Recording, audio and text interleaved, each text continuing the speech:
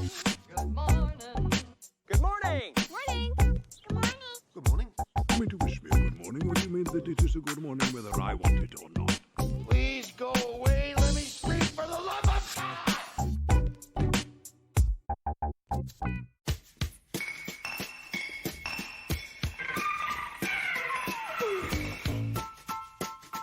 There we go. Wonderfully pretty. You know that I'll do anything for you. It'd be like me doing it. Me trying to sing exactly like him would be like Fergie's version of the national anthem that she got all that shit for. Are you a cat person? Me? Yeah. Who else am I talking to? I like cats. Yeah. I've got a lot of time for cats, but I haven't had a cat since I was about 10, 12 maybe, Right. I think. So now I would put myself firmly in the dog person part because we've always had a dog. It's like having a cat, though, in like the cat community is like a badge of honor. But I always wonder how many cats does it take before it nudges you into that crazy cat woman? I think it's at a time. You need to have, at least 4. Yes. I think that must be the threshold. And then people become quite weird. Let's just put it. My problem with politely. cats, and I'll be honest with you, is that for them to have a good quality of life, you have to be prepared every single day for them to be killed. And I can't deal with that kind of emotional pressure. Well, at least you don't hate them. No, I love them. I thought we might like lose half the audience for a moment there. No, I love them. I just, every time, like every night, they can get run over by a car, killed by a dog. They get into a fight with a possum, get cat AIDS, get into fights with other cats. Well, the other thing, too, is that they just don't give a fuck either. So they don't necessarily love their owners or on their terms. My sister has 2 cats. She had one cat that they've had since before their kids were born. And then she decided, 6 months ago, to get another cat because she thought every child should have experience having a kitten. And it's a tabby cat. The best. And apparently, according to the vet, it can go 2 ways. They can be incredibly affectionate, or they can just not give a fuck about you. Yeah, no, they can be real assholes. They can be both as well. Both, yeah. Yeah. And she's now got 2, because the other cat also is a psycho cat. Yeah. Like, it loves to be patted. It like, whenever I house sit, it'll come up, it'll jump on my lap, but you usually give it 3 or 4 strokes, and then it will attack you. Is that enough? And you It's can just see like- those eyes dilate. You can see the tail fluff up. Yes, and then it goes. And it wants to sleep in the bed with you, right next to you. Yeah. But if you move, it will attack you. Yeah, fucking Like it is, and now they've got 2 of them. Like the other one, the new one is just as bad. Well, I don't think we've ever recorded a more relatable podcast, mate. We should just call it Good Cat Monday. Just cat talk. And just cat talk, just talk Yeah. about cats. I'm sure our audience just multiplied. I reckon if we did a cat podcast, it would go like it's like that rule. There used to be that rule in the Herald Sun. Like somewhere in the first 6 pages, there had to be a picture of a dog. I didn't know because that. it got readership. It's genius. Who wants to see a picture of a dog? I do. Like just on the front cover, down the bottom. Like It's like I don't like walking into a shopping centre if there's not a dog at the front waiting for its owner that I can go up and pat. I don't like walking Especially into Jarrett. Jarrett's even worse for it. He doesn't care what kind of dog it is. It can be like, drooling, foaming at the mouth, clearly ready to bite, and he's like, "Ooh, dog." Each to their own. I mean, for me, it's bouncy ball machines. Like I can't go into a supermarket or a mall without a bouncy ball machine. No, I need to have like an electric car that Jennifer Connelly can ride. Yeah. A la Career Opportunities. Have you seen my bouncy ball collection? I haven't. No, well- Have you got a pit? Is that what that room downstairs is? Only once in my lifetime have I set them down the stairs. Yeah, it was a good time. Was that when you were trying to recreate like a Feist music video? Well, firstly, they're a lot 1, 2, 3, 4. they're a is lot that the one? heavier. The big ones are a lot heavier than you think. And once they're let go, like they have a mind of their own and they damage things. Potentially put a hole in the wall. Much like cats when you roll them down the That's- stairs. We should probably say hello to everybody. Sure. This is Good Movie Monday, the podcast dedicated to nerdy cinematic ramblings. My name's Glenn Cochran, and the guy over there is... What's my name? Say it. It's, hang on. Let me just look it up. It's Ben Helwig. That's the last time I'm going to do that. I'm all about the padding, mate. Yep, and what we do here is we pick movie topics most weeks, attach them to, tenuously to a guest that we've got on the show, and then we talk about movies related to such things. This week, our special guest is Susanna Fogel, the director of a new movie called, of all things, Cat Person. Hence the cat tour. Oh, is that the cat question? Is that where it Yes, came from? exactly I thought it was right. just related to the opening song. Well, the opening Or the opening song is then- related to the guest. Very good. Very clever, Glenn. Oh, Ben's learning. There's like levels to this show. It's not like I do it every week. But you did say before we started recording, you said this is the most unprepared that you've ever been. So I figured that meant that you just randomly picked a song that's not related to anything. I'm moderately prepared, which is unprepared for me. I picked a whole bunch of songs from the Cats, the musical. Well, that's fine. That'd be, Just it'd be tenuous, theme yeah. it. Yeah, so loose show, let's say. Yeah.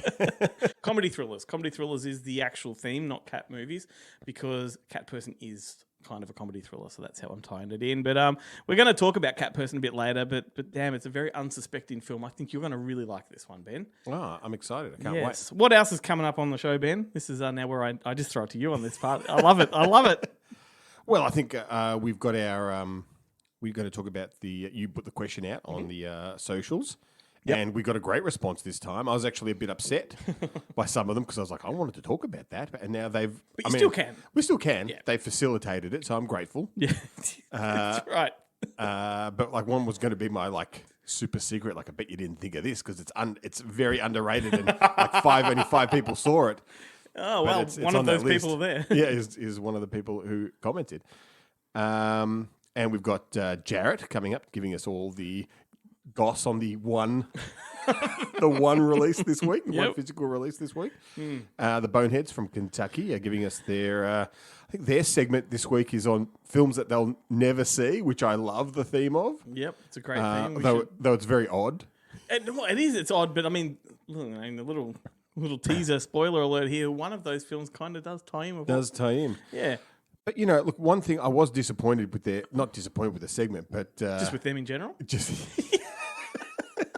But throughout the show, Joe was constantly giving James shit for having bosoms. And let me tell you, James, I will go you bosom for bosom, my friend. Look at the size of those coconuts. I'm like Mitch from Fight Club. Bitch tits. Is it Mitch? Yeah. I just need to hug you like Edward Norton hugs Meatloaf. Let me cry into your shoulder. That'll be next week's banner. Yeah. We also play music on the show, so there's a couple of great songs coming up. Go to goodmoviemonday.com. You can go to all of our social media pages there, including our Spotify list where those songs can be found. But yeah, Facebook, YouTube, and kind of on the others, but TikTok is very Instagram. prevalent as well. We have links to all of those. Please interact with us. Join the mob. They're now interacting with us with this question we put out every week to help, I guess, finesse the show or build a conversation that we just can't be bothered thinking of. I talked you into, I can't remember how long ago it was now. I feel like it's at least 6 months, but it may actually be in the start of the year. And I talked you into getting this Zoom PodTrack recorder. And one of the reasons I did is because it has the function to do live special effects sound, so we could add in stupid. I've told you about this though, haven't I? Yeah, you have. Yeah, but that was the idea was that there would be a fart button that I could press or constantly and stuff. But also, it's got a thing that lets you hook into to a phone And have someone call in. and I was like, we should do live shows where people can call in while we're recording. I know exactly who those people would most likely be, and it would be a train wreck, but a glorious one. Well, something to think about. Maybe a spin-off live show. Yeah. Yeah, 2024. I was going to say 2014. Like we should do it. 2014, there we were. Pick a night when no one goes out, like a Monday or a Wednesday. Hey, I'm but always out already on got those, yeah. I'm always out on a Monday and a Wednesday. Yeah. It's Thursday? It's problematic. Oh, maybe. Sunday night? Who goes out on a Sunday night? I kind of do something else on a Sunday. Yeah. That's your own time. Yeah, well, it's podcast related. Thank you very much. Yeah. But maybe now people work from home. We could just do it like Monday morning. A Monday morning caller, you're on the air. What film do you want to talk? What erotic thriller do you want to talk about? But we've seen Play Misty for me. We've got to be very careful with these things, or whatever that fucking movie was last week we talked about. I wanted it to be like Pump Up the Volume, except neither of us are really as cool as Harry Hardon. No, you can't be that cool. No, we would lose listeners. Yeah. I mean, could you imagine doing that now? Like masturbating on air and stuff like that, like Christian Slater does in that film? Something different I want to do this week, though, Ben, before we move on, is I usually... Are you wearing pants? You can't tell. No, I can't tell. It remains to be seen. I might have a song lined up to accommodate that. I saw on... I think it was Instagram, but I think it was a YouTube ad, but they were selling these little portable Wi-Fi kind of security camera things that you can... They're literally, like, I'm assuming that they were designed for upskirting perverts or something, because they're like the size of a button, and you can stick them on anything, and it will Bluetooth to a phone, and you can record stuff. I've seen them. So one of these days, I'm going to have to get one of these and just on a live stream from under your side of the desk, just to prove. Well, it's funny you say that, because I have seen those things applied on TikTok to cat collars. Right, that makes a lot of sense. Yeah, so thanks for tying it in, mate. Yeah, thanks for tying no it in. worries. But no, what I wanted to quickly do is just mention Newsly, because I can't be bothered recording a little promo for that later. So I just want everyone to know that the preferred place to listen to this show is on the Newsly app. It's a super app that takes all of the highest trending news articles from around the world and puts them into your phone and reads them back to you in a natural human voice. But it also has all the podcasts that you could possibly want, as well as the news. Usually, eh? Yeah, so it was designed for people that are visual, have vision impairment and things like that. And how does it work with its subscription tiers? Subscription tiers, well, they have a premium service, and they actually offer our listeners a free month of premium if they use the code Monday without the O.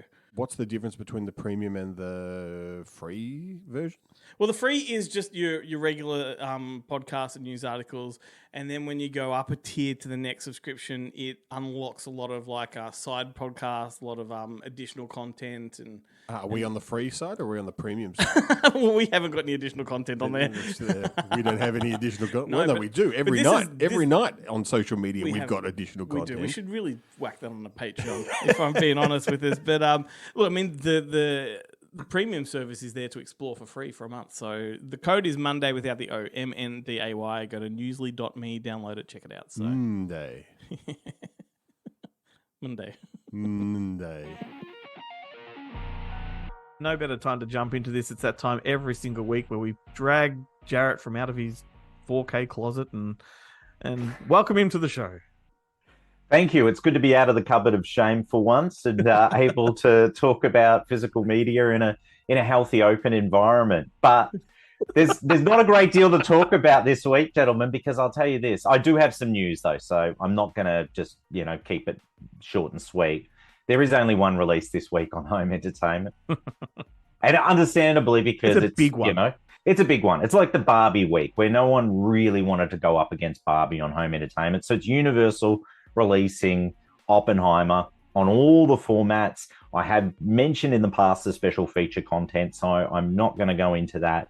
I'm just going to let you know it's out on home entertainment. And now that it's out on home entertainment, I'm going to check it out because I can comfortably watch this movie at a 3-hour plus duration from home and in 4K with Dolby Atmos. Some might say it's the biggest bomb of the year. There you go. They walked into that one. And in true bomb fashion, I have no interest in rewatching it. Oh, yeah, of course, because both of you guys have seen it, and you've probably seen it in the best presentation that you could see it in on IMAX. So, well, I mean, some would say that. I don't think anything is preferable in IMAX, but I don't rate IMAX too much, to be honest. Especially last one I saw, I think I did see E.T. when they did and that was reformatted for IMAX and whatever, and it was spectacular, and it was great to hear it. And it was a good way to see a film that I've seen many times differently, rescoped and whatnot. But the last one I saw that was a new release was June, which had the switching ratio between IMAX and traditional.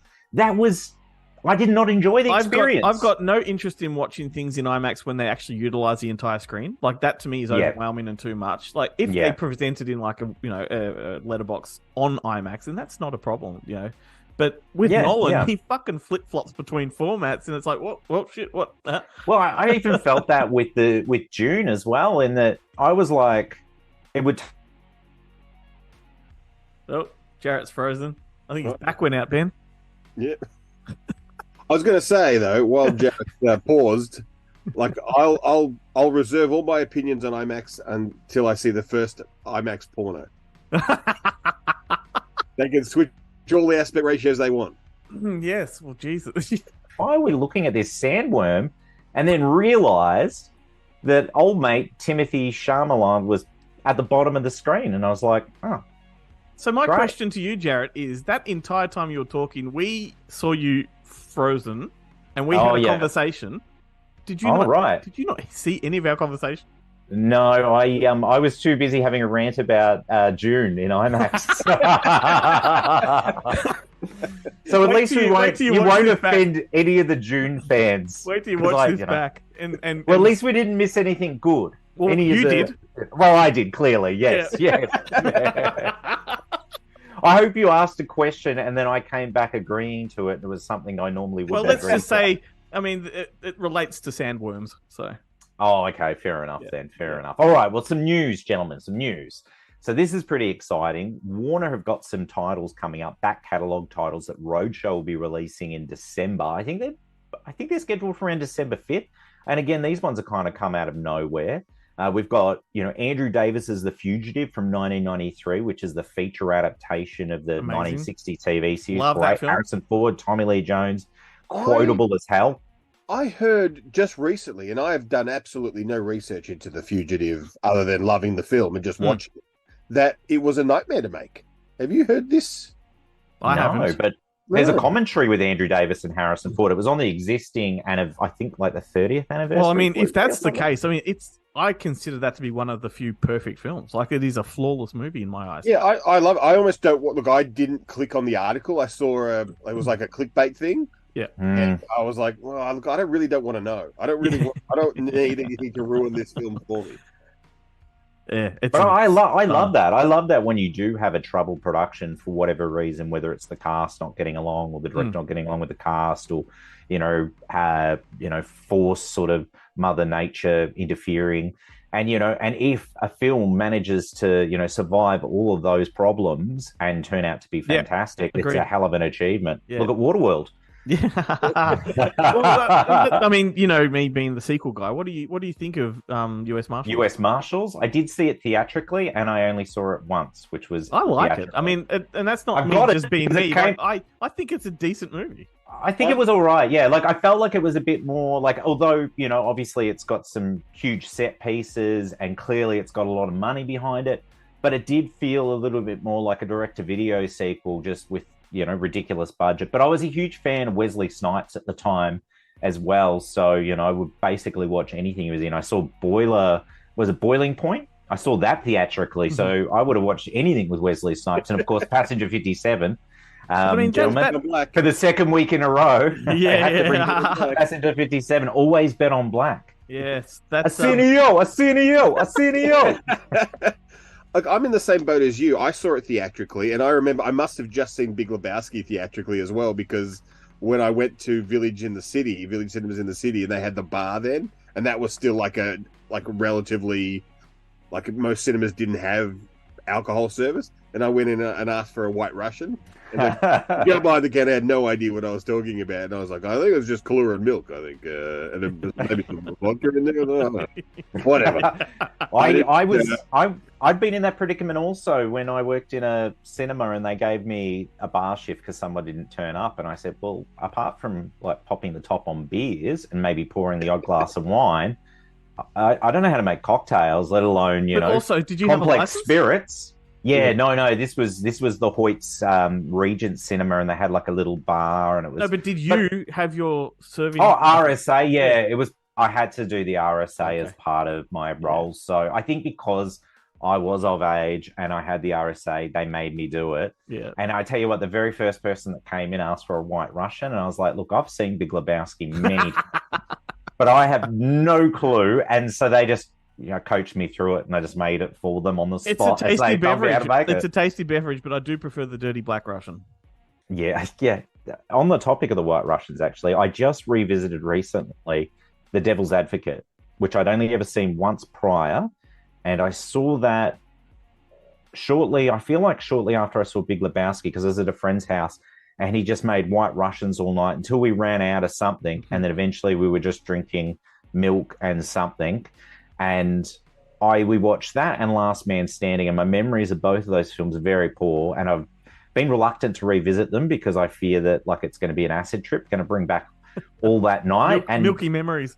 Yeah, and I remember I actually had vomited down his hallway all the way to the bathroom, and I didn't realize this until the following morning because it was his parents' place. I'd actually ripped the seat off the toilet, so I must have been violently ill, ripping the seat off the toilet and throwing up. But I did revisit Devil's Advocate the other night, no flashbacks, and I really enjoyed the film.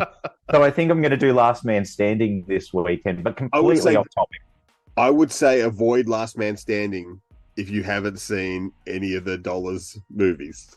Oh, yeah, I have not seen the trilogy yet. I'm still waiting. I'm waiting for Ben's other podcast to pop up, his side project podcast, so I can sit down and finally watch those 3 films, or in particular, the one that, everyone talks about. The big one. I think the big one. The funny thing is, if you watch it, you'll be disappointed with for a fistful of dollars. You'll be like, this is just a rip-off of Last Man Standing. I was just looking because I'm pretty sure. Yeah, I do. The version is much better. Look, I've even bought it in readiness. Look, here it is. It's waiting. Oh, there it is. Waiting for its. It's still sealed, as you can see, in shrink wrap. I think it's the 3rd time I've owned it because I've owned it on DVD, Blu-ray, and now 4K. Still not seen it, but I know that it's something that I'm probably going to love.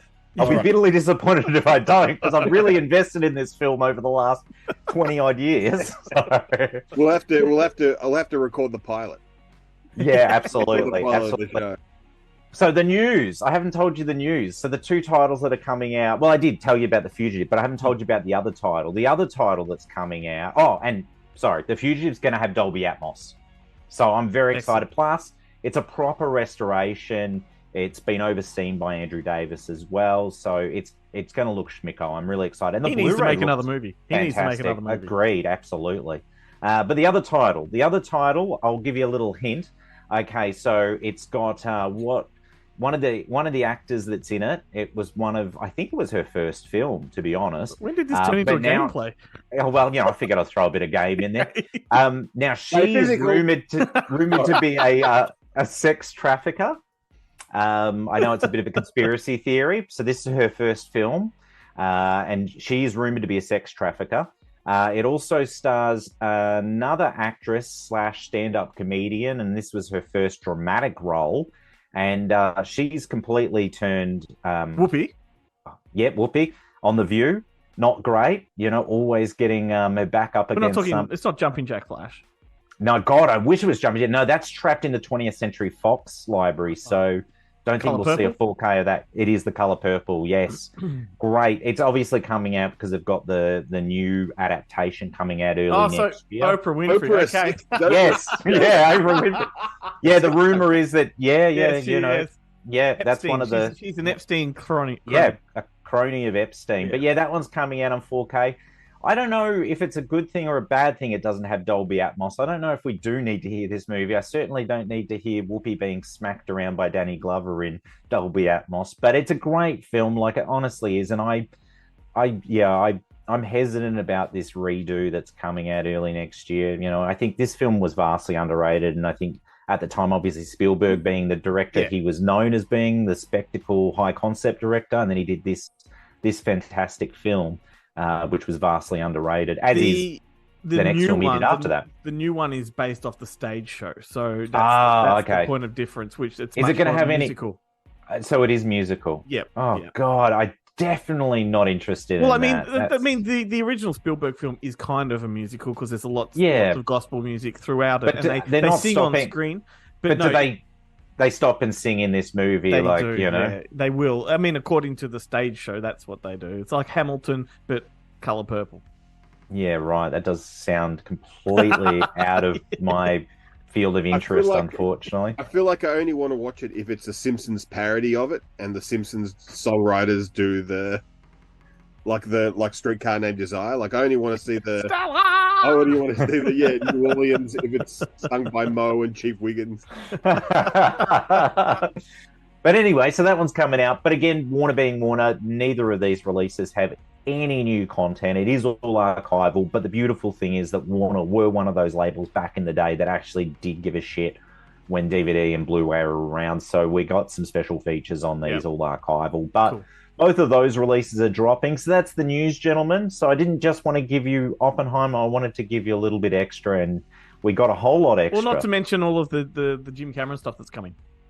Oh my God, yes, of course. Last week they announced for the US and for international territories. It'll be all territories outside of Australia, because let's remember that these releases are coming out through 20th Century Studios, which is owned by Disney, and Disney have left the local marketplace. So sadly, we will not be seeing Titanic hit 4K locally in December, nor will we see True Lies, The Abyss, or Aliens hitting 4K locally March. Maybe this is the backlash they need. Surely it's going to piss people off, right? Well, it's ridiculous, because these are the films that people have been waiting for. Like, I mean, True Lies and The Abyss have not even made it to Blu-ray. Yep. So, you know, now we're just moving straight to 4K, and there's such demand for it that, it would be absurd for them not to reconsider and just go, well, maybe we just do a couple tentpole releases like these, for instance. But yeah, I'm going to be stocking up on all of them. I think, obviously, The Abyss is getting a theatrical run, like it might be a one-night only sort of affair in the US. I haven't seen if they're doing it locally. Have you heard anything from Disney? I haven't heard anything, but I'll tell you what, if they do, I'll be there for that. I'll be there. And particularly because I'm going to have to wait till March to actually own it. Yeah. I'll be more than happy to go and see it theatrically in December. I've never seen The Abyss on a big screen. No, so that's my favorite James Cameron film, and I actually think it's his best as well. Yeah, I think it's incredible, because it's so much of everything he's done in the one film, and it's probably his most human film in an odd sort of way. But and I mean, I've really come around. I remember seeing Titanic theatrically when it first came out, and I wasn't big on it. And then I've watched it, you know, at least probably 2 times on Blu-ray, and I really quite like it now. Yeah, I guess it was like I saw Jerry Maguire at the movies when it came out. I instantly did not like the film. And then years later caught it on TV, and I was like, God, I must have been an asshole, because this is a fucking magical film. You know, but I guess, you know, it was around the same time, 96, 97. So, you know, I was a young punk. Pretentious and shit, Yeah, you know, I always like the art house movies, like Roland Emmerich's Godzilla. Now, that's a fucking movie. Anyway, so the Cameron stuff coming out. Hopefully, Disney locally might rethink their decision and just decide to do these ones. Even if they just parallel import the international releases, get them rated, restick them, and get them into stores, because it would make a lot of sense. And Disney don't region lock the Blu-rays. So the 4K is typically not an issue, but they won't region lock the Blu-rays anyway. But worst case scenario, I'll be importing these suckers, because I need every one of them. The only underwhelming thing I found with just True Lies was that there's one sort of documentary. They didn't really specify how long it goes for or who participates in it, maybe because it hasn't been shot yet because of the strike and everything. I assume that Schwarzenegger's definitely going to be involved, because him and Cameron are like this. I just read the recent Schwarzenegger biography about, you know, doing things for other people and all that sort of thing. So hopefully he's done something for us and participated in that documentary. Imagine if it includes The Kid and I, that little spin-off movie they made with the Schwarzenegger and Jamie Lee Curtis cameoed in with Tom Arnold, and it was directed by Penelope Spheris. And I remember it's that. Actually, a pretty fun movie.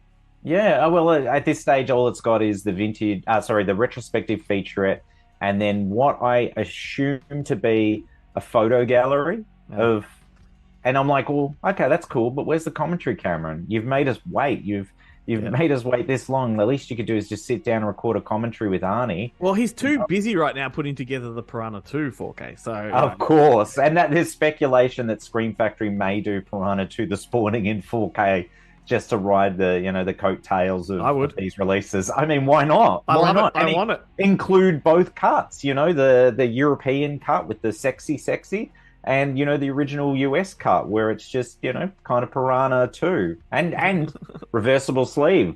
Piranha 2 The Spawning, Piranha 2 Flying Killers. Much better title. We're ideas guys here, So again, hopefully the studios listen to us. But anyway, gentlemen, that's it for me this week. So until next time, Stay physical. Stay physical.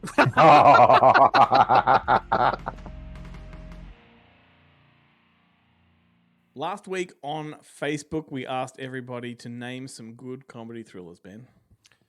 This is an interesting topic because I had a lot of trouble with this. And it wasn't until I looked at that list of what people had put online, I was like, oh, so that's what he's talking about. Because I was like, because it blends so many of the things, even when you do a Google search for the topic, it's like a lot of it's kind of comedy horror. And you're like, really, what is a thriller? Like and how close, when does a thriller become a comedy? Like when is, not comedy, a horror film. Yep. Like Copycat. Is Yep. Copycat a thriller or is it a horror film? That one, I mean, that's like Silence of the Lambs. It toys on the edge, like it sort of teeters between the two. It could be either. And then comedy thrillers, I'm like, doesn't the comedy negate the thriller aspect to it? But like you could take, for example, the TV show Only Murders in the Building. That follows a very thriller type of plot. Yeah. Like Hitchcockian almost. So, I mean, and Hitchcock has infused comedy, but whether it's a thriller with elements of comedy or is it a comedy that it has we've been there before. One time we were dealing with a producer of a film that we released, and during the conversation about the marketing of the film, they're like, is this a crime comedy or is it a comedy crime? And you're like, because that would affect the marketing. Yeah. And you're like, well, that's a good question. Which is the way we're leaning. Well, whatever. People have commented, so it's on them. Yeah. Save our bacon. So let's start off with the numero uno, Brody Kane. Brody Kane. Always the first off the bat. So he has suggested, which I wouldn't have thought of, but he's right, 3 Billboards Outside Ebbing, Missouri. That's got that Coen Brothers sort of vibe to it. That yeah, and well, it's the guy, isn't it? Is it the In Bruges? Yeah. Is it the In Bruges guy? Michael McDonough or something like that. There's two, isn't there? There's the two brothers. One did In Bruges and the other did The Guard. Yep, that's right. And one did Cavalry. Yep. And I can never, I don't know which, and one did the one with the little donkey. And the Banshees. The little horse. And the Banshees of Inisherin. Yep. I don't know which is which. Me neither. I'm not that up on it. Martin McDonough, I think his name is. Something like that, yeah. Okay. Something British. Okay, so... You're going to get very offended by that. Is it Irish? I believe it's something Irish. But, look, for me, yes, I guess it is a kind of comedy thriller. But for me, the best line in that film is actually... Or the best performance in that film is Samara Weaving. That was like the kind of... It was one of the very first almost kind like of breakthrough. Performances of hers where you're like, every scene in this, she is killing it. Yep. Like it's great. And she's just kind of playing like a ditzy, the ditzy, John Starr's ditzy new girlfriend. And it's just really good. He also suggested The Burbs. What a great one. Great one. But I mean, that to me is more comedy horror. Yeah, but is it though? To me, it is. Yeah. Look, I mean, it's one of those ones that I think it's a favorite for people into horror. Like it's like a gateway horror film almost. For sure. But for me, it is more of because it's all about the, are there dead people in the house next door? What are they doing in the basement? Absolutely. It's very thriller adjacent. Classic, almost Hammer style thriller. Yeah. Well, this one's a bit more contentious. He's said The Lost Boys. Now that's comedy horror. Yeah, I would say that's, yeah. Yeah. The Nice Guys. Great one. Good old Shane Black. Thursday with Thomas Jane. I love that movie. I haven't thought of that movie for a long time. Yeah, when I saw that list, I was like, I remember this being like it was a video store stalwart, and it was one of those kind of handshake films when somebody came in and we're looking at films and you go, oh, what kind of movies do you can you recommend anything? Yep. What kind of movies do you like? I really like that Thursday. I mean, you're like, it's like a handshake film. You're It's like, all right, it's a prequel to Friday. I'm gonna recommend good things. Yeah. When I spoke to Thomas Jane for the show when we interviewed him, I said I said to him, man, I love Thursday. And he's like, oh, wow. Okay. Fair enough. It's one of those things. I think actors, especially career savvy actors, which I guess they all are, their feelings toward the project are often tied into like their lives at the time. But also the box office success of a film. And if it doesn't perform, they can think it's shit. Do you remember what I asked? What's his name? Joe Anderson about Backdraft 2? No. Yeah, because when I interviewed him, I said, look, not many people are going to tell you this, but I love Backdraft 2. And he's like, oh. Like he did that. Oh. Yeah. And he said, well, what's it? He goes, I got to work with some good people. He didn't want to talk about it at all. I mean, I guess they get savaged in the reviews and stuff like that. But when you've got someone that's openly actually saying they love something, just embrace that. Because look, I don't know about you, and I guess it's going against the very nature of this show. But a lot of the time, I read a lot of reviews for films, and especially when there are films I like and they're negative reviews, to me, like, this person's full of shit. Yeah, totally. Like, what the fuck do you know? Yeah, absolutely. I have no doubt that the reviews I write have many of those people. But look, whenever I interview people, and people that listen to the show every week will hear it in my interviews, I always love to go back to an early thing that they've done and throw a bit of praise at them because, Well, remember, Martin Henderson was really was kind of... That's what I love, is that they're taking it back at first, and Yeah. they think you're taking the piss, and then the penny drops that, no, you actually do love this. Yeah. Once Martin Henderson realised you like talk, he was on board. Yeah, I really do. It's a great movie. I don't care what anyone says. And the last one Brody suggested was Last Boy Scout. Yeah. Which is that? I mean, that's comedy action, but maybe... Is it? No, it's really I mean, if you take the thriller as the extension of film noir, which is kind of the definition, Last Boy Scout totally fits. Yeah, for me. Like it's a detective story. Sure, I agree. And off Brody's comment, we had Aaron Gox drop in. Aaron Gox, Goxie, the comedian, everyone's favorite Big M boy. He has square stubby holders for his Big M's that he sells. Genius. Great. He jumped into the conversation, had a back and forth with Brody, and then he recommended Fargo, which almost became my recommendation later in the show because Fargo's just top 5 material for me. Yeah. Really, I would argue that all of the Coen Brothers films fit into this category. Even Blood Simple, like the ones that are not so strong on the comedy have dark comedy. And by association, Barry Sonnenfeld, who kind of started off as their cinematographer. Yep. His movies like Big Trouble and Men in Black, they kind of fit into that mold, although his comedy is a lot broader. And a lot quirkier. Yep. Quirkier than the Coen Brothers? The Coen Brothers are pretty quirky. Okay, quirky's cartoony. Yeah. Cartoony. He's much more over the top. Yep. TJ Bowser dropped in again this week to suggest Hot Fuzz, American Psycho, and Pulp Fiction. Good ones. I can see those. All good ones. American Psycho was one that crossed my mind when I first thought of this. Once again, horror. It's like a... And then we had Gregory Moss. Once again, he's the writer of The Cost. There's no comedy in The Cost, I just might add. It's a thriller, but it's not a comedy. It's not a comedy. First one's a banger, Foul Play. Yeah. Amazing film. That's one I remember very vividly watching with my parents when I was young, and I don't think I comprehended the story at the time, but I remember it. My trouble with Foul Play is that it's merged into all of those Chevy Chase, Charles Grodin kind of era movies. Yep. And I'm like, which one is Foul Play and which one is... It's funny how you go straight to Chevy Chase. I mean, he is the star, obviously, but I go to Dudley Moore. To Dudley Moore, yeah. Yeah, that's what I remember as a kid. And then he suggested Into the Night. Mm-hmm. Great. And John Landis. You'll appreciate this one, Under the Silver Lake. This is the one I was talking about earlier, where I was like, this is the one that no one's seen. That is, and I think he says in the comment, like, very underrated. Hugely misunderstood and Hugely underrated. misunderstood. It is, for me, almost a perfect film. He will love you saying that. I thoroughly love it. And I think David Robert Mitchell kind of brought it on himself because I did see a lot of his Cannes press, and it was like he thought he was better than the press asking the questions. I hate that. And it got like, you look at him, during the press for It Follows, where he's like this kind of sweater, kind of dicky wearing, kind of almost nerd kind of guy. And then in this one, he's like wearing a white suit with a cowboy hat. The pretentiousness and kicks in. He's got long hair and it's kind of got to him a bit. Yep. But didn't that happen with what's Richard, Richard Kelly that did Donnie Darko? That same kind of thing happened where the ego sort of took over. And I mean, look, I agree with Bill Murray. Like when you start to get successful, you got that 5 years to decide whether or not you're going to be an asshole or not. And it's hard. It's hard when you make a movie that's as big as that comes out of nowhere, like It Follows did. Yeah. And is as big as It Follows. And everyone wants you.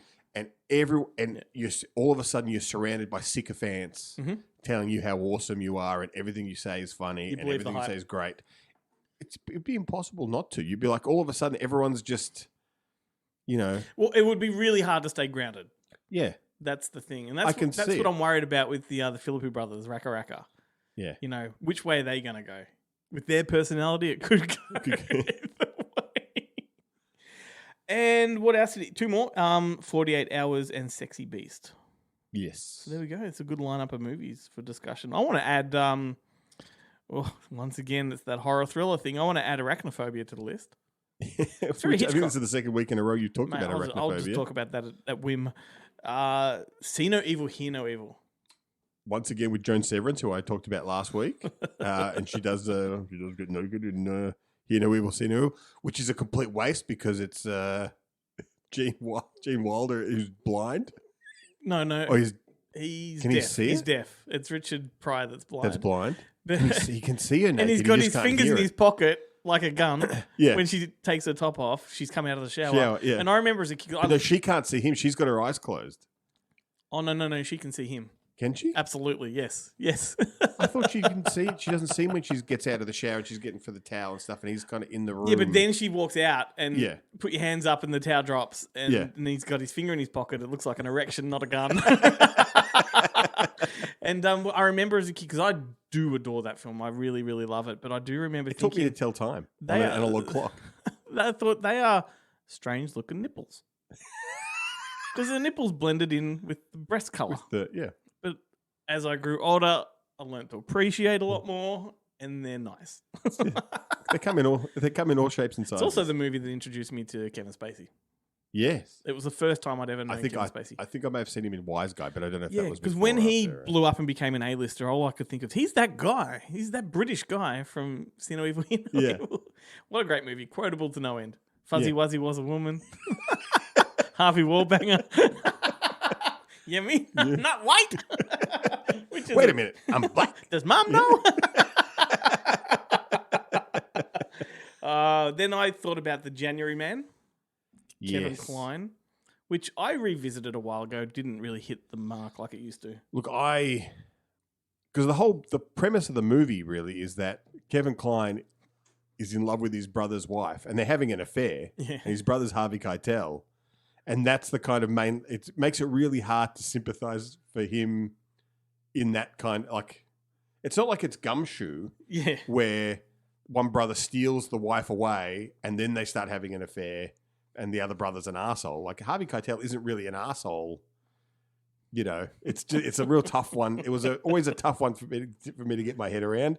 And there was a time where I loved Kevin Kline, and it was like, I would have loved to watch that movie. It was like one that I really wanted to love, and I could never get there with it. Had a good poster. The video art always and I love sucked me Mary in. Elizabeth Mastroianni. Oh. Are there any others you want to add to the list? Well, I've got my. Are we? I've got a visual here. Are we talking about these later after the thing, or am I talking about them now? Talk about it now. Why not? All right. Because I bought in some visual aids. Excellent, which are useless to the listeners. But they're not for the listeners. They keep Ben on track. They're for me. They keep you focused. Because I put in a couple, The Guard, which we talked about earlier. For me, once again, almost a perfect film, if not a perfect film. Brendan Gleeson's greatest role. Yeah. Don Cheadle's greatest role. Mark Strong is everything about it is great. Everyone in it is great. It's just hilarious, and it is a great thriller. I've never seen this cover art for the Blu-ray. Yeah, I was actually I only recently picked it up because it was like, why don't I have this? It's new cover art, isn't it? It's like a re-release cover art because it's not the original. It's one that has a weird poster anyway. Well, yeah, but I don't know what the poster was, but it's not that. It had all the characters on it, I think. Yeah. Look, one of my favorite films in most recent times, The Gentleman, and I think this is Guy Ritchie's forte. These kind of comedy crime movies. So I've got The Gentleman, but it equally applies to Operation Fortune Ruse de Guerre. Yep. Although Ruse de Guerre is not quite as good as The Gentleman, and he kind of departs from it in what was the one that he just did? Not The Covenant, the one with Jason Statham, Wrath of Man, which has very little in the way of, if no, comedy in it. Really, it's not Ritchie. No, really. It doesn't have that kind of that gritty kind of British kind of sense of humor to it. It does have a few kind of darkly comedic moments, but it's not really it's not kind the of same. jam. Yeah. It's but The Gentleman is mainly for Hugh Grant. Hugh Grant steals the show, and then they kind of he carries over again in Operation Fortune. But is definitely Here we go. The all-time classic. It's not an episode if you don't mention Get Carter. Yeah. It is like, in terms of black comedy, there's nothing better than I Get have Carter. been contemplating for months to revisit that. I just need time. It's it's totally worth it. I love the picture on the back. It's not from the film, but on the back of the cover. But what? That picture, like it's like a stage shot. It's like a it's promo photo. Promo it's not photo. It's not I like it when they do that, though. I really do. Sometimes it is better. I don't think it's also. I think there's after I first watched this film, which I think was a couple of years ago. I picked it up in a Powerhouse sale.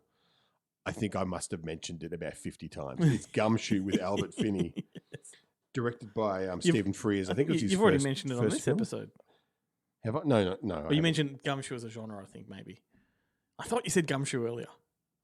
I think I said Private Detective. I didn't say Gumshoe. Okay. I don't think so. Anyway. There's one way to find out, Glenn. You'll find out in the edit. And now that I've said Gumshoe a couple of times, I'm sure you can work it in. You just edit it in. Just randomly out of nowhere, I just say Gumshoe. You'd be like, see, you did say it earlier. This is why you want to go live. I can't trust the edit. Ring, ring. Yes, hello. It's Gumshoe. But this is the ultimate. This is a film about this, like a basically unemployed. He's a bingo caller. That's his day job, but he's on the dole. Yep. In the 70s. I think it's the 70s, or is it the 80s? I think it's the 70s. 71, it is definitely the 70s. He's a big fan of Dashiell Hammett and those kind of pulpy detective novels and detective films. His main goal is to go to Hollywood, become a star in private detective films. Mm-hmm. So as a birthday present to himself, he puts an ad out in the paper, like, for private detective work, like no divorce work, but he'll. Yeah, and then he gets a call, and he thinks it's his friends setting him up for like a joke, and for a party kind of thing, and it's go to this hotel room at 7:00 for a job. So he turns up, and there's a fat guy watching TV who says everything you need to know is in the envelope by the door, and so he kind of plays along in character, talking with a bad American accent like Sam Spade. Takes the envelope, and while he's going home on the bus, he looks in the envelope, and there's like a wad of cash and a gun with the name of the person he's supposed to kill. And it kind of goes from there. It is... no, maybe I did. I did mention Gumshoe because in Gumshoe, the whole thing is Albert Finney's girlfriend, played by Billy Whitelaw, that he's kind of not going anywhere. And his brother is a real kind of savvy business type guy who, the joke is, like, when they were kids, he stole all of his tin soldiers and melted them down and sold them as scrap. Like, he's a real kind of businessy type guy. He basically steals Billy Whitelaw from Albert Finney. Okay. Even though he's clearly an asshole, and he basically ignores her, and they're clearly still in love with each other. Well, there we go. I don't have to go and manipulate the tapes. Thank goodness. It is there. You're right. And the other one is Payback, which is, I think, a more comedic version Totally. like black comedic version of Point Blank. The first time I saw that, I was really taken back by how just relentless that movie is. I feel like it just goes, doesn't slow down. It has it was once that I saw a Sion Sono movie called Tokyo Tribe at Fantastic Fest, and I was blown away by it. I was like, this movie's fucking awesome. And I came out and I talked to a friend of mine who's like was a pretty well-respected Twitch, went back before Twitch was the weird streaming platform thing where you watch other people play games. Yep. When it was a genre website. He was a film critic for Twitch. And he was like, yeah, but it kind of sits at one level. It doesn't, slow down and speed up. Or it doesn't have any... Which that describes John Wick. It certainly does. Yep. And it's the reason why I loved the first John Wick and hate all the sequels. Same here. And Payback is kind of like that. It doesn't really slow down. But it's got Greg Henry and Lucy Liu and David Paymer, all the side characters around Mel Gibson. Yep. Really steal the show. But also, and William... And in the film, he's like the bucktooth bastard, but he's great. But the Devine. William Devane. Yep. William Devane. But the joke of the film is that, like at the beginning of Payback, Mel Gibson sets up a job with Greg Henry for they're each of them are supposed to take 30 grand. They're supposed to be a 60 grand take, and each of them get 30. And Greg Henry needs 30,000 to buy himself back into the outfit. And when they do the job, there's only 30 grand in the payroll. And Greg Henry basically set up, and then Greg Henry basically betrays Mel Gibson and takes all the money. Yeah. That's the opening of the setup. Film. Yep. And so Mel Gibson basically dismantles the outfit trying to get back his 30 grand, and none of them can they're all like, this guy wants $1 million. He's like, no, $30,000. He's like, and there's a scene with James Coburn where he's just come back from travel and his luggage, and when Mel Gibson goes, it's $30,000. He goes, $30,000? My luggage costs more than that. Like they just can't believe that he's going to that much trouble. It's like it's just a fantastic film. And the last one I want to talk about just very quickly is Hopscotch. It's a Ronald Neame film. Stars Walter Matthau, Glenda Jackson, Sam Waterston, a very young Sam Waterston, Herbert Lom from the Pink Panther films, and Ned Beatty, a tour de force performance from Ned Beatty as the arsehole. That's a cast to die for. I've never seen it, but... You've never seen... This movie it's fucking great. Walter Matthau is like a kind of senior... He's like the head of I think it's the Berlin branch of the CIA. And he's like really old school. And Ned Beatty is kind of like the new young Turk boss that's come in over him and who wants to get rid of all of the old guys who are stuck in their ways and don't do anything the new... he's like a Harvard grad rather than a street kind of operative. Cool.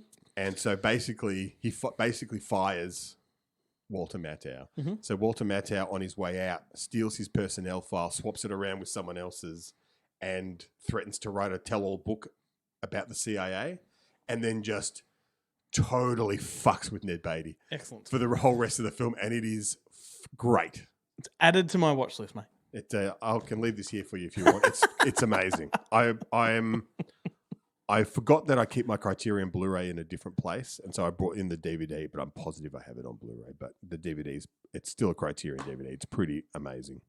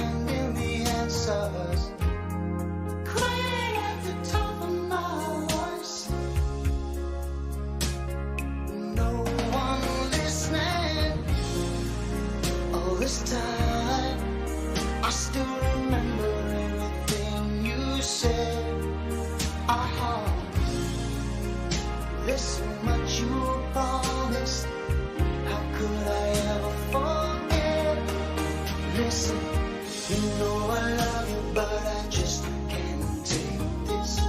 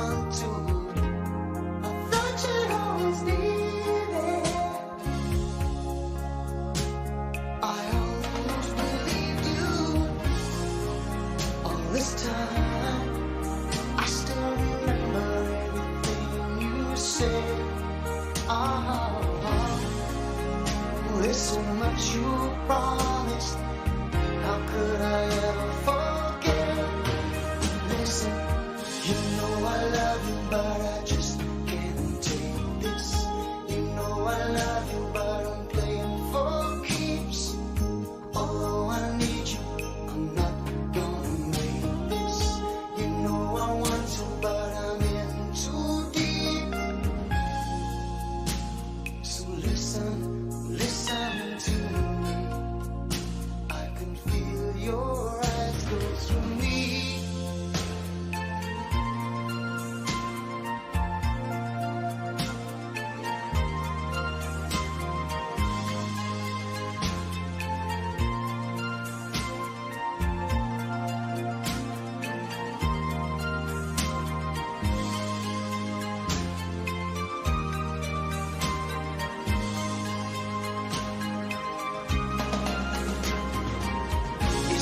Staying too long, only thinking about myself.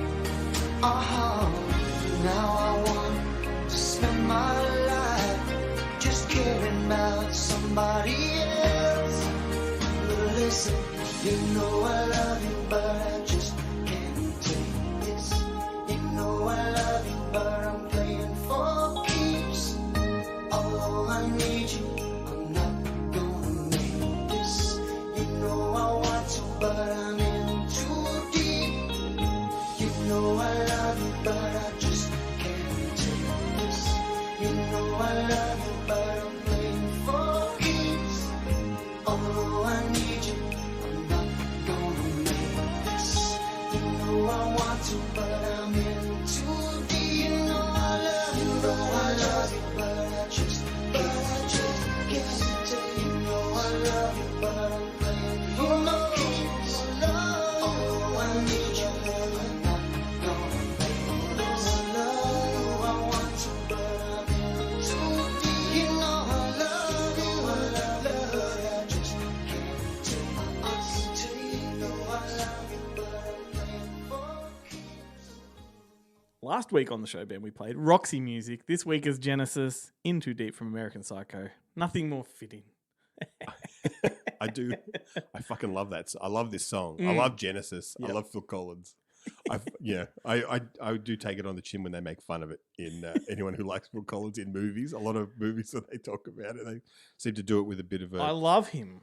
tongue in cheek. But before we move on and talk about the guest, you remember last week at the start of the show, I joked about wanting to surprise you with the interview. Yes, I do.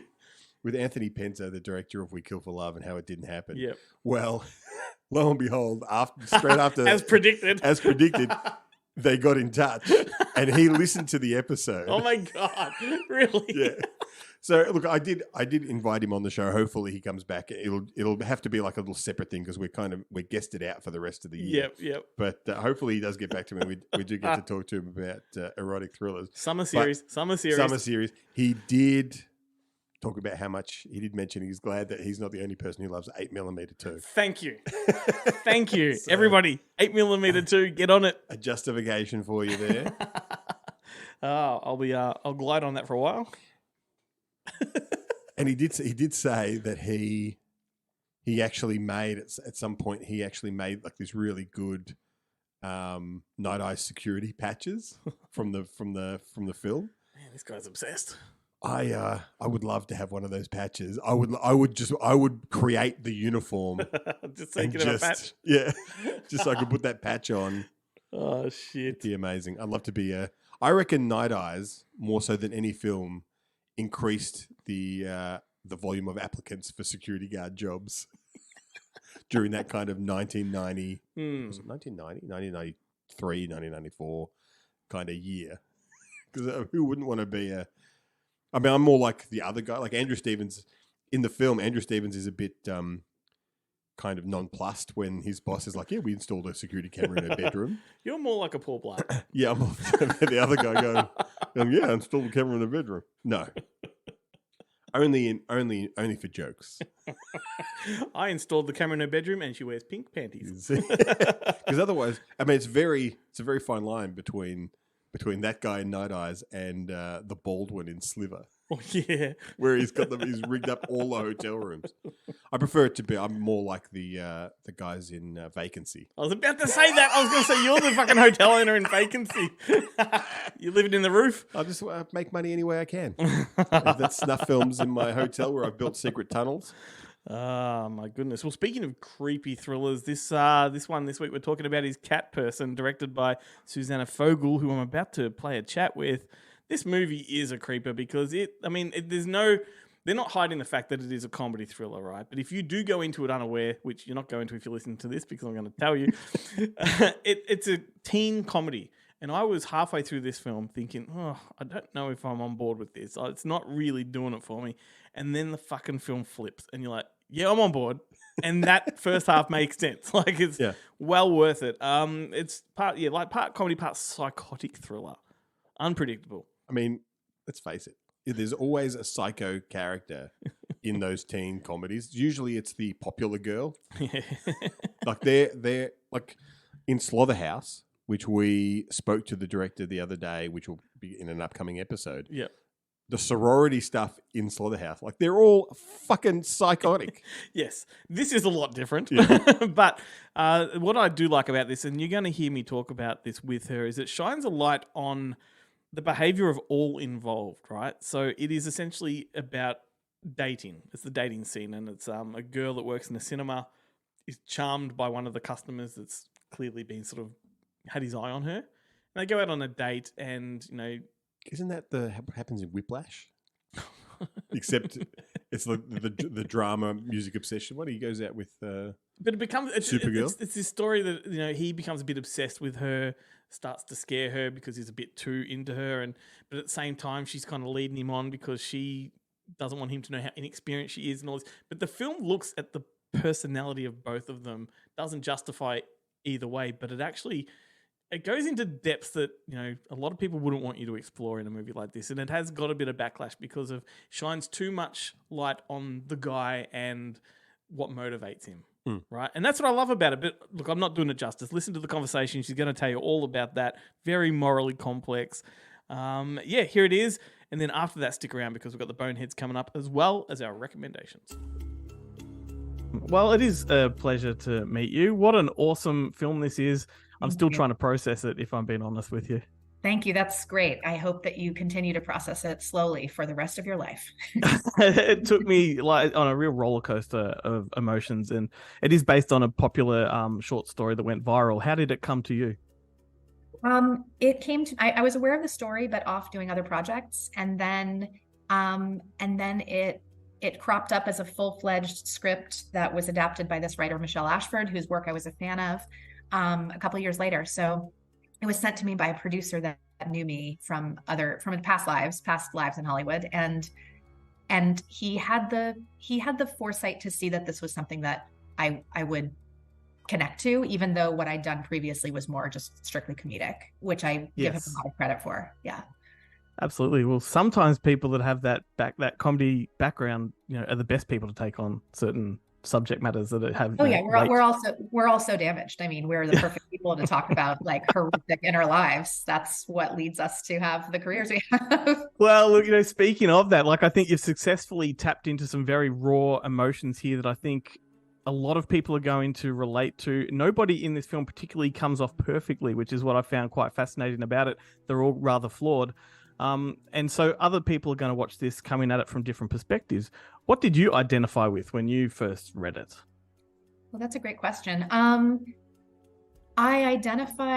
really identified with when I first read this short story, you mean? Mm-hmm. Either or, yeah. Yeah, I really identified with Margot in the sense that what I liked so much about her was that she was not just a victim. Like, she also had her own complicated ego about the whole thing. It wasn't a story about a naive woman who was preyed upon. It was a story about a woman who was trying to find her own power and trying to sort of act as if she had more experience than she had. And, I just connected to that. I connected with the ways that she sort of was feeling herself with Robert and wanting for that as she knew she could. And I don't know, I liked that aspect of her too, I think that's what's going to surprise a lot of people about this film. It certainly is what caught me off guard. And look, this is a really tricky film for me to prep an interview for and to talk about because so much of what I want to ask you is considered spoilers. So I'm not going to do that. But you do take the story further than what the short story did. Yes. And I think that's where it gets particularly interesting. You've added a lot of complexity to a lot of the themes. What was your mission in terms of the ambiguity of where it does go after the short finishes? It's funny, like where Michelle and I wanted it to go was just to a place of Robert's sort of psychology. We wanted to like acknowledge his inner life because it felt like that was you can't make a movie where there's two dimensional physical human beings and not give one of them a perspective, especially because an actor is like asking you, why did I say that? What did I do? What's the subtext? Why did I tell her that? What's my problem? We had to like talk about what all the context that led him to do everything he did had to be like figured out. And by doing that, you end up seeing him as a full-fledged person, not just a projection. So we wanted that.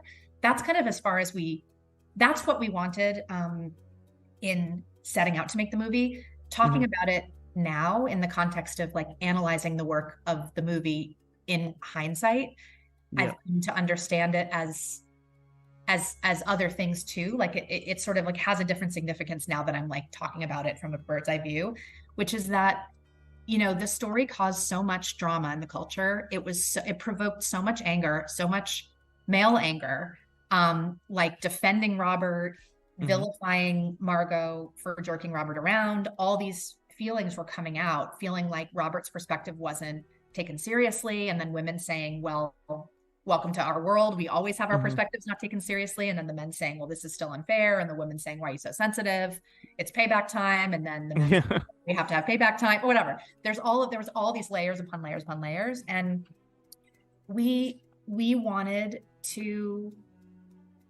kind of acknowledge that, like that anger that came out when the story came out, that taps into something that Robert is feeling. Like it's that perspective of why, how could she do this to him? Why did she do this to him? Why do women do this to men? Like that anger was bubbling up in the culture about the story. And so we're like, okay, cool. And so now I kind of see the end of the movie as in conversation with the story. Like it's this meta place where the story kind of brings out it unleashes this like beast. 100%. So I think that in a way, like it ascribes an even more elevated intention to the choice. Yeah, absolutely. Yeah, I mean, there's so much like complexity here. Like there's almost like a tit for tat going on as well, because his obsession is sort of counteracted with her obsession at the start. Like it kind of ebbs and flows really nicely. And it's such an unusual combination of sort of comedy, thriller, and how did you deal with like the thriller elements of it? Like, was it a difficult balance when you're trying to tell an important story or have an important message?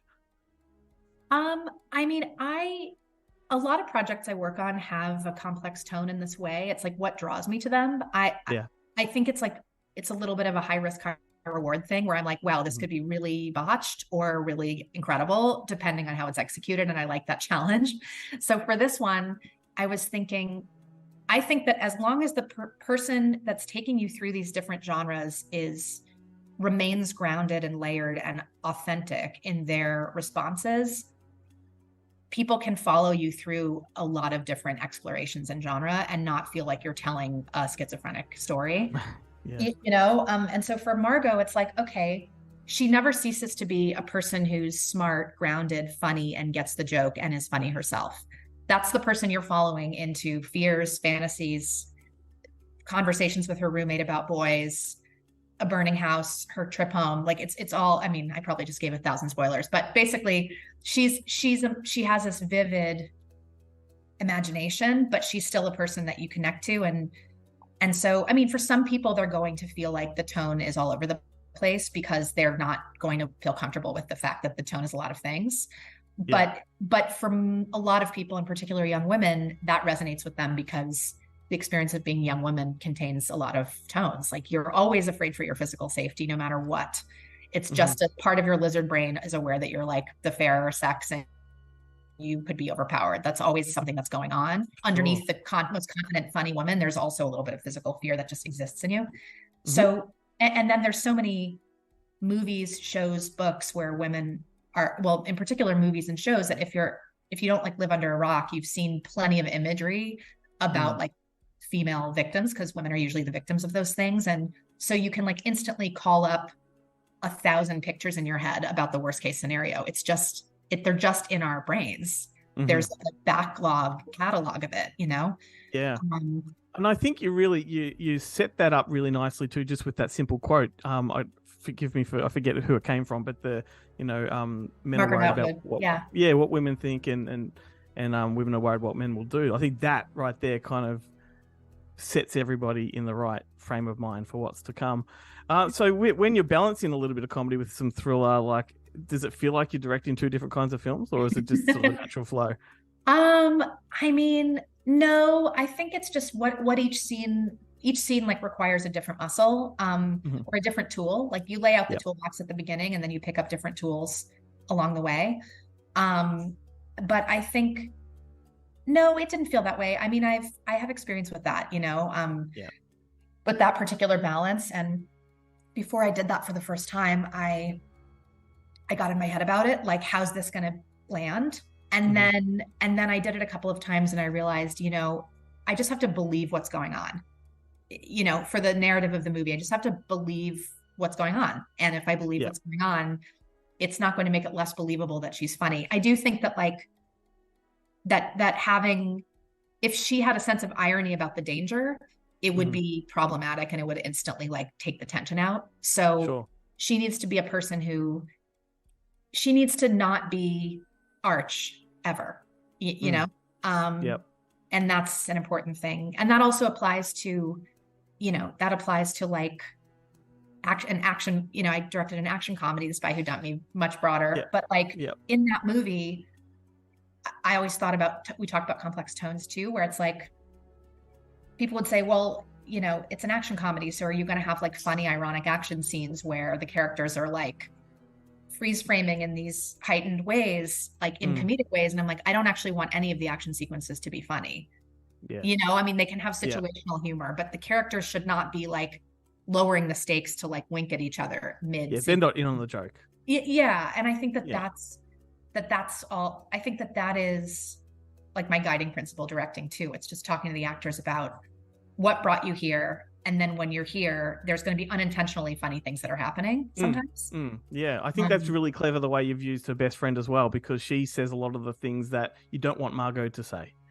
Yeah, and she can be a little more extreme, she can be a little more, actually she's a character who really is a product of now that maybe wasn't a product of 2017 when the story came out. We wanted these two narratives. The mom is sort of saying, you need to fulfill your role as a woman. You need to do a little placating. You need to be a little bit leaning into your vulnerability, which is advice that we all still get. No matter how successful we are, I've gotten that advice. People give that advice, to strong women all the time. And at the same time, Taylor is a character who I think is a really specific voice for a lot of social media culture now, people that live on Twitter and they're engaged in warfare with people they've never met online. And it stokes their cortisol and their anger, and they're constantly in a state of hypervigilance because of this world that they've created, which is so conflict ridden and so extreme. And in a weird way, it's this self-fulfilling prophecy where then they don't want to go outside and engage with people because they've sort of learned the lesson that humanity is as bad as the worst person on Twitter. So they shouldn't take any risks, so wanted somebody who's she's got a lot of ideas. She's got a lot of hot takes. She's really, really smart, and she can talk herself out of being present and living life, basically, Totally. And she's got a fantastic arc as well. I think I really enjoyed where you took her character, for sure. And look, I'm just about out of time, but before I do wrap up, I just want to say I can't really find any comparable films. I can't think of another film that's quite like this one, which is a compliment to you. But did you take any inspiration from any particular films, just either tonally or structurally? Yeah, we did. It's funny. It was really hard. When you're pitching a movie, you're always it's this meets this meets this. Yeah. And there wasn't a good example of something like this, which I always think is a good thing, but it makes it harder to it's like explaining a joke to somebody. It's really hard to explain it down, just let me do it. But yeah, for this one, there were elements of different movies. Michelle took a lot of inspiration from Get Out. For me, that movie, there's a much clearer good guy, bad guy. So it isn't quite that, but the way that sort of hijacks starts as a banal story and then like gets hijacked into another thing was relatable. In terms of like the unveiling of the different tones and the escalation into madness, I always compare it to pacing wise to a movie like Parasite, where it starts out like a comedy of manners, like an observational movie with some stuff that makes you uncomfortable, and then it escalates into something completely different and you're like, whoa, what did they just do? Like that's kind of what happens in our movie and happened in that movie, but it's not an orthodox way to structure a movie. And then just some movies that I think those were the two main influences, actually. But it's hard. Like but also she's funnier and lighter, and there's more like banal 20-something kind of like chatter in this movie than there is in either. So it's a different thing. Absolutely. Well, it's fantastic, and look, like I said, it's given me a lot to think about. I'm still processing it. It's been a few days since I have watched it, and I'm still, thinking about it. So congratulations. I think it's going to strike a chord with a lot of people. Thank you so much. I'm hopeful that that's true, and I'm glad you liked it, Glenn. Thank you. Welcome to Bonehead Weekly Fun Size, and this week we're going to discuss the movies we refuse, no matter how much James presses our faces against his ample bosom, we refuse to watch them. Yeah, and we're all three movie lovers, but there are just certain ones where we just, no thank you. And we really love James's bosom. Thanks. I've been trying, I tried to bring something to the table. Well, you bring the bosoms. Now, I'll go first. Mine is a 2019 musical, and Chad, we both know musicals are our favorite subgenre. Taylor Swift, Judi Dench, Idris Elba, James Corden, Jennifer Hudson. Hell, I think they've even got Gandalf in that damn piece of shit. But I refuse to watch Cats. Now, I probably will eventually watch Cats. I guess. You should, just so you can be utterly confused. And I have seen it all the way through, and I regretted it instantly. Yeah. Based on this book by T.S. Eliot. Does the book make sense? Because the movie doesn't. It's a book of poems. But the artwork's by Edward Gorey, who everybody should love. Right. Yeah. I like cats. Hell, I got two of them here at the house, and feed them. James's ample bosom. Who wants to go next? I'll go. The movie I absolutely refuse to watch, and I'm pretty certain that I will never ever sit down to watch this movie, is Clueless. And as I've said before, it's a good movie, actually. I just can't. Haven't seen it in a long time, though. I'm sure it is, but there are several things going for me with that movie that I just have no desire to watch it. One thing and I cannot stand Alicia Silverstone. She has not made one movie where I have been interested in anything she had to say. Batman and Robin. Yeah, it proves my point. The argument. Yeah. No, I can't even stand her in it. I actually fast forward through some of her parts because I can't stand her. I can't stand her. Also, too, there was at the time when that movie came out, that was the movie everybody was talking about that said, "Oh, you have to watch that. You love movies, Chad. You should watch that." No, I don't. That's actually not anything related. And then just the peer pressure of people asking me to watch that made me not want to watch it more. So what I'm hearing is that you're a contrarian. Sure. Right. What country is that? I was about to say, I've got a really good answer, but I don't need to be kicked out of the New Zealands. Where are we doing this for again? Who is it? I don't know. And to our Good Movie Monday listeners, nobody can see this, but Joe now looks like Hank Williams Jr. for some reason. James, a chubby version of Hank Williams Jr. Hank Williams Jr. was a chubby Hank Williams Jr. I don't do the coke. I'm the poor man's Hank Jr.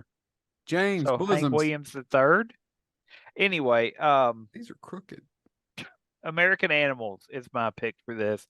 Not because I think it's a terrible movie, or it would be a terrible movie.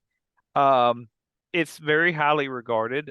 7 out of 10 on IMDb, 88% on Rotten Tomatoes. But it's based on a true story, and that true story complicated my doctoral research. And since it complicated my doctoral research and made me not be able to get into some of the archives because of the events that it's based on, They upped security. They really complicated my work to get my degree, and I was not a big fan of that. So I have a hard time But it thinking takes about watching it. place in Lexington, Kentucky at the Transylvania's universities. That's true. And allegedly, Elizabethtown took place in E-Town, but I still don't think that's a it's reason just to watch boring that movie. It's just a boring movie. These have been the pictures that we refuse to watch. If you'd like to send us more hate mail, you can send that to James's ample bosom. What about this ample now? Can we I mean, I want to sample the ample bosom. And it has its own zip code, and that zip code is num num num num num num num. This has been Bonehead Weekly Fun Size. We're canceled. Wow, Ben, would you refuse to watch a movie? That's interesting. I definitely like. There are movies I do not want to see. Mm-hmm. I can't think of any off the top of my head, but they definitely exist. What's the criteria? Why wouldn't you want to watch something? Is it because it's just pushing the extremities and it's gratuitous, or is it because it's against your personal Usually politics, or what's the deal? Well, look, yeah, I read a synopsis of a film. Like usually, like I don't like watching for the most part. Yeah, I don't like watching war movies set in the Middle East. Yeah, fair enough. It's not your bag. I just don't like. I just don't like the setting. Yep. I don't like. I get that. You know the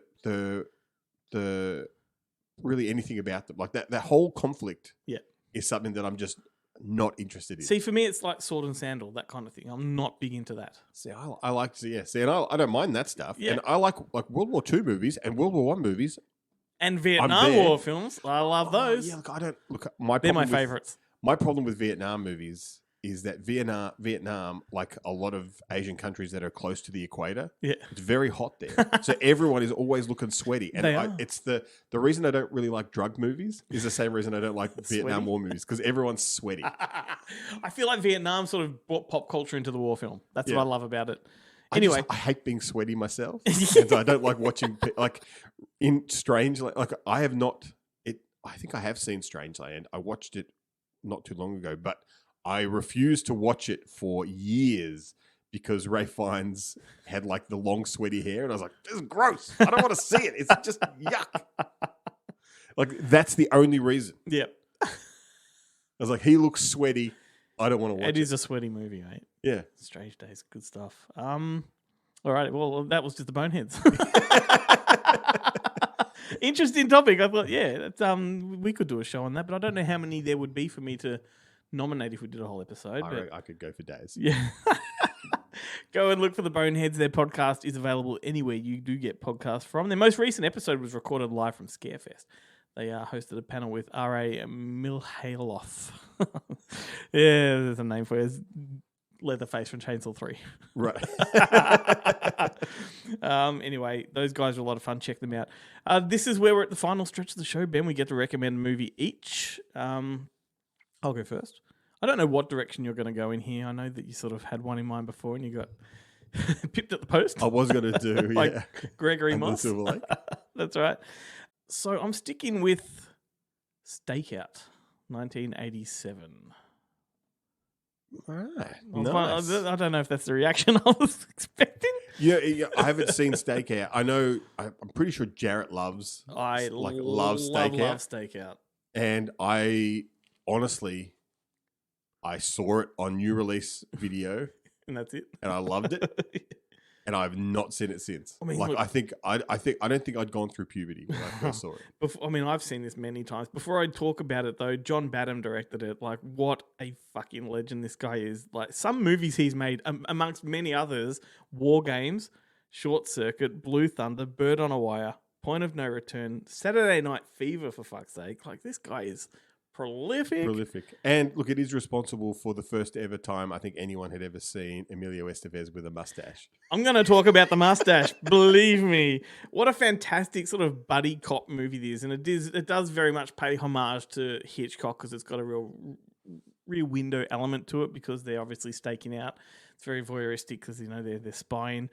The premise is two cops assigned to stake out the girlfriend of an ex-con. The girlfriend's played by Madeline Stowe, and the con is Aidan Quinn, I think it is. Didn't write that down, but I think that's who it is. I think they made a couple of movies together, Aidan Quinn and Madeline Stone. Weren't they actually together at one point? Were they? I Is that the think thing? so, but in fact, check me on that one.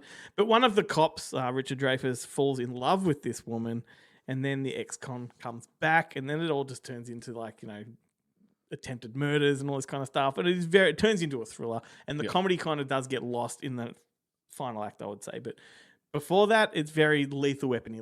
It's like Turner and Hooch kind of was. Like Turner and Hooch was a comedy up until that kind of showdown, and then it's all serious. Yep. And the real magic here is definitely just Richard Dreyfuss and Emilio Estevez. Like you said, sporting the most hideous mustaches that are gloriously hideous, I must say. Yeah. But what I found very interesting about these mustaches, because when I watched it, and even now, I think, how weird does Emilio Estevez look with a mustache, right? Richard Dreyfuss kind of wears it well. He's always had it, kind of. Yeah. He actually looks weird without one. And then part 2 comes along, and they've both not got mustaches, and it's Richard Dreyfuss that looks weird without the mustache. Like they swapped. And I must say, part 2 is a decent movie in and of itself, except for the fact you've got Rosie O'Donnell in it. Like, she has a mustache. She's Emilio Estevez's love interest. But no, part 2 it's a decent thriller. Like it's John Badham did that. It's like 48 hours and another 48 hours. They kind of they're in on par with each other. Because it would have been around the time. Well, it would have been around the time of Lethal Weapon and all those kind of buddy cop action movies, and it just didn't have the juice to go past that part 2. Yeah, that's right. It was because it kind of was a one-trick pony. Yeah. Although, look, it would not surprise me if they're going to do it now, like a legacy sequel. Yeah. I mean, I'd watch it. But they'll switch it though. Hard to believe these two cops are still just on stakeout. Yeah. Why are they always on stakeout? Yeah. Have they not seen Beverly Hills Cop? Like you just have your car with an esky in the back. Yeah, and all you need is some bananas. If a chili bin. If you want to get away from the cops, just buy some bananas. Yeah. Very easy. I'm not going to bother with banana tailpipe. You need to put a bit more bass into it. Still going to phone in. Banana tailpipe. Anyway, Stakeout is just fantastic. It's just worth it for the banter between Estevez and Dreyfuss. In the first one, right at the start, there's a chase sequence where Richard Dreyfuss ends up in like a garbage disposal, I think it is, or it might be fish. Something gross and grotty. And then in number 2, the same thing happens again. And that's where you're like, okay, they're just repeating the formula, but it fucking works. Check it out, Stakeout. What do you got? I'm going to recommend... Before you do, can I just quickly add? Yeah, sure. The poster for Stakeout is one of the best of all time. It is great. Of all time. Are they're under a bed? Yeah. Is that the but it's illustrated and great stuff. Anyway, continue. I'm going to talk about a movie that in my opinion, never had a great poster and deserves one. It should have a Mondo-style redo. Yes. It is Kiss Kiss Bang Bang. Shane Black. Shane Black, the movie that I feel returned Robert Downey Jr. I think it was like one of his return films. I think he had all that prison stuff, and then it took a while for him to claw his way back into the thing. And it was also a bit of a return for Val Kilmer. Yep. Who plays the private detective Gay Perry, which is great. Because I think before that he'd done stuff like Spartan. And Spartan is also it is excellent. good, but they were more like, I mean, I'm sure they got a theatrical somewhere, but they felt more like video. They were movies. I'm pretty sure I saw Spartan, but it was very, very much it played at the Nova for 2 weeks kind of thing. Yep. But this one, it's based on a Brett Halliday novel who did all of the what's the guy's name? Lloyd Nolan movies that based on a series of books. The name has just completely gone out of my head. But it was basically Shane Black had written Long Kiss Goodnight, which is another fantastic comedy thriller. Bloody oath. Which I believe they're talking about a sequel. Well, it's amazing because the reason this came up, and he was struggling to get work because Long Kiss Goodnight hadn't reviewed well and it had a pretty poor box office. Yep. And so he decided, fuck this, I'm going to write a romantic comedy because that seems to be what everyone wants now. Yeah. And, he couldn't help himself. He couldn't help himself but put in action and Christmas into it. If you don't know, Shane Black sets most of his stories at Christmas time. Christmas time, yeah. And so basically, this movie is like Robert Downey Jr. plays he's a thief who he gets busted doing a job, and while he's on the run from the cops, he busts into this audition, and kind of apologize. Like he gives this kind of monologue where he's begging not to be arrested and that he's sorry. And of course, the director thinks he's just this method actor who's because it's an audition for a private detective, and he thinks he's just given this phenomenal performance, and basically sends him off to loves it so much that he sends him off to Hollywood to audition for the bigger producers for this this part. And of course, then they team him up with Val Kilmer, who's a real private detective, to kind of teach him what a private detective does, and they get involved in this murder mystery. It's a chaotic film. It's got a lot of complexity to it. And I remember struggling the first time I saw it, just keeping up with the different ebbs and flows. But when I the second viewing at home in the comfort of my lounge room, fucking adored it. It's definitely worth a revisit. I'm looking forward to giving it another watch. Well, hey, we're creeping towards Christmas here, so it's the perfect time to bang it out. Yeah, that's right. This is where we do that. There's a lot of Christmas movies I will only watch at Christmas, and that one, I guess you can kind of watch it at any time. But why not? Why not watch it at Christmas? Yeah, exactly right. Excellent, good stuff, mate. Good episode. Yeah, we've hit the end. Anything you want to add before we throw it to a song? No. Okay, fair enough. That's why I'm the host.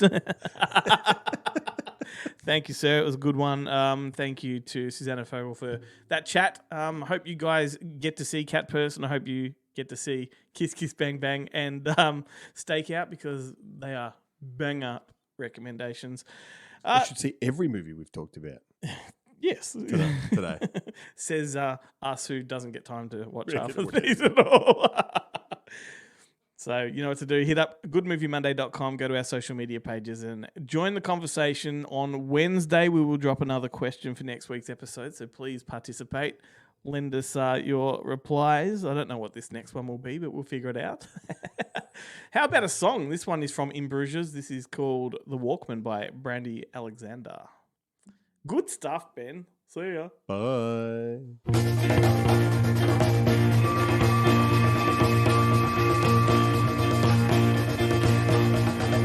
Finally close the door. You left open wide, locked it from the inside. Lay me down, count me out. Watch out, it's on you. There's worse ways to see it, baby. Set fire and watch it burning. Come here, sit next to me. I'll tell you about a dream.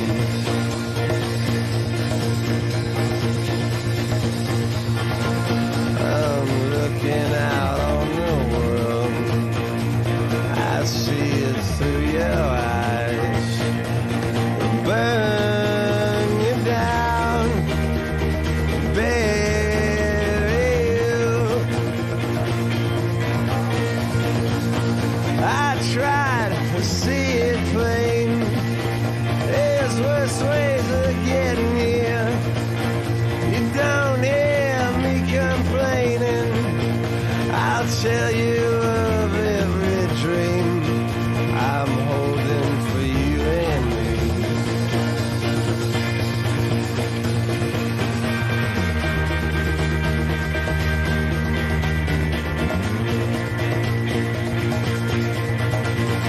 Look out now, it's on you. Those colors are fading. Outside, the wind is howling. Stop talking, listen to me. I'll tell you of every